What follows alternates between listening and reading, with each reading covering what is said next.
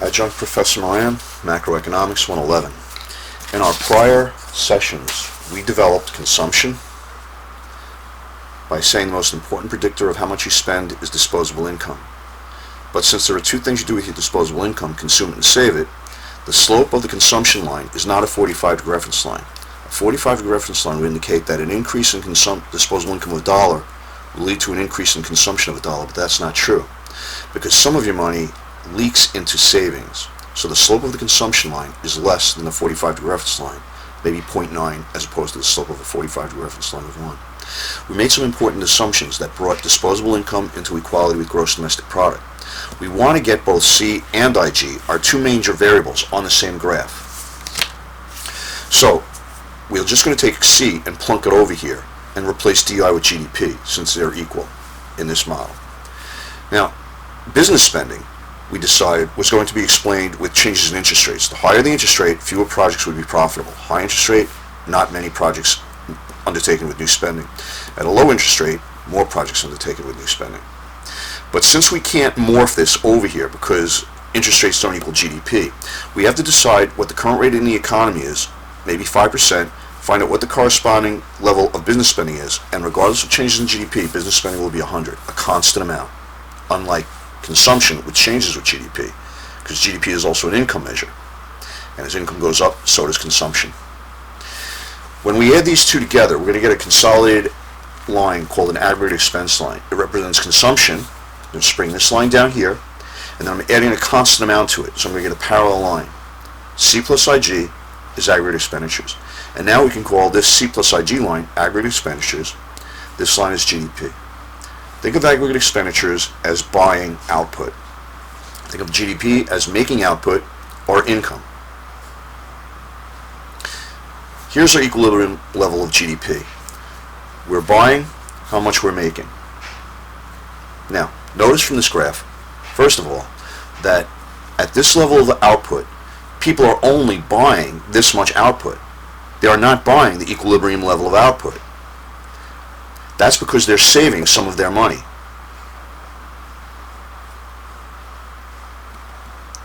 So if consumers aren't buying all of output, who's buying the rest? Well, that's IG, business spending. So at equilibrium, and at equilibrium only, it is important to realize that there is no unplanned changes in inventory.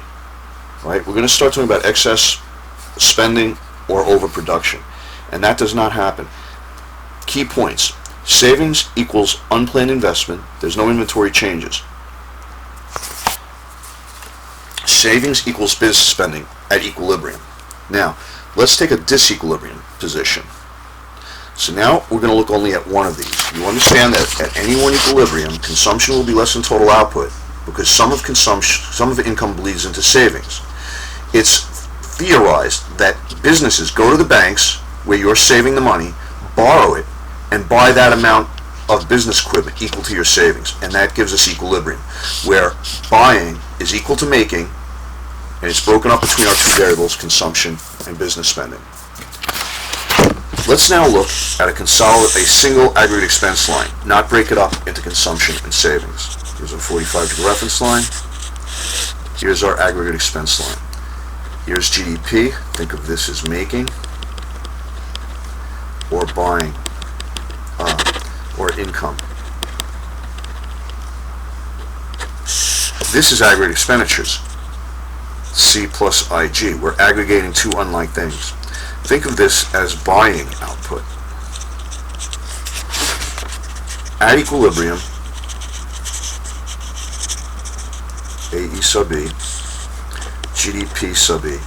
Society is buying what they're making. Now, if we are at a disequilibrium position, GDP 1, we will be at aggregate expense 1. Okay. What's happening here is we have too much spending, not enough production. Aggregate expenditures is greater than GDP. Buying is greater than making. For a businessman, that's great. he's going to have something called an unplanned inventory decrease. He ordered 10, but he sold 12. His inventory falls from 10 to 8. Although that sounds bad, that's terrific for a businessman, because that means people are really liking what he's making, and he can increase production. As he increases production, we're going to see unemployment fall. We're going to see income go up. And as income goes up, so will aggregate consumption, since income is the primary explainer of consumption. But it doesn't go up dollar for dollar, because as GDP rises, and in order to make more GDP, they need more workers, unemployment falls, income goes up, but income is partly spent and partly saved. So you don't get a dollar for dollar effect. Savings is a leakage. Keynes is all about the leakages. It's going to explain a rejection in classical economics. So the leak is plugged by business spending at equilibrium. Now, when businesses start building their inventories in the face of declining unplanned inventory decreases, income goes up, and we ride up to this point where the businessman orders 10 and sells 10, and there is no unplanned inventory change, and that's an equilibrium. Now, let's assume that we're here at this point.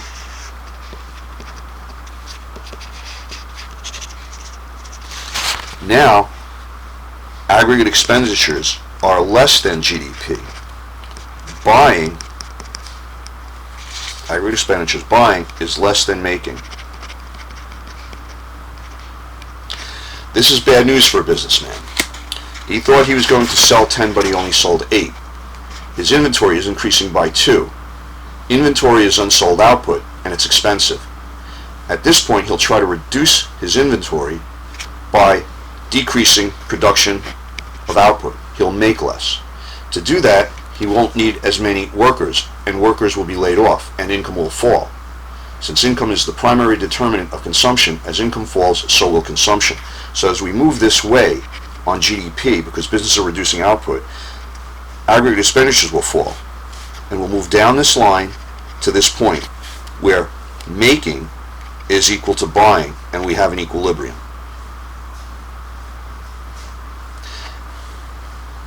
Now, what we need to do is we're going to have to practice in the next unit with shifts in aggregate expenditures, a disequilibrium, and a return to equilibrium.